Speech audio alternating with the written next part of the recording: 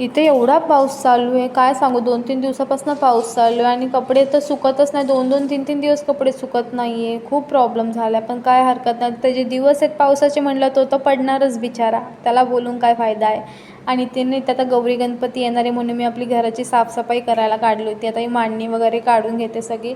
इथं मांडणी पण खाली करून मी सगळं घासून घेते आणि एवढा पसारा, एवढी भांडी बघून चक्कर आली, पण काय करणार, मलाच करावं लागणार आहे.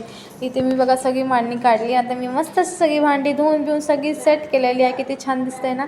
आणि इथं मी भांडे झाल्याच्या नंतर इथं मस्त मी गॅस वगैरे धुवायला घेतला.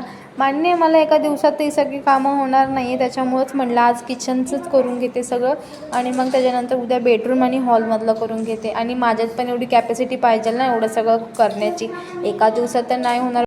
आणि इथं म्हटलं सगळं किचन वगैरे घासून घ्यावं आता आणि सगळं धुवून वगैरे घेते मी. आणि काय करणार, मला काम करता करता भूक पण लागते खरं सिरियसली, म्हणून मी नाही ते सगळी कामं करून घेतली. सगळी कामं करून पहिला पोहे करून घेतले. इथे मी पोहे वाढून घेतले. मिरच्या नव्हत्या त्याच्यामुळं मी लाल मसाल्यामध्येच पोहे केले होते. चला मग ह्याच गोष्टी तुम्ही पण आता व्हिडिओला लाईक करा आणि चॅनलला सबस्क्राईब करून घ्या. Bye bye.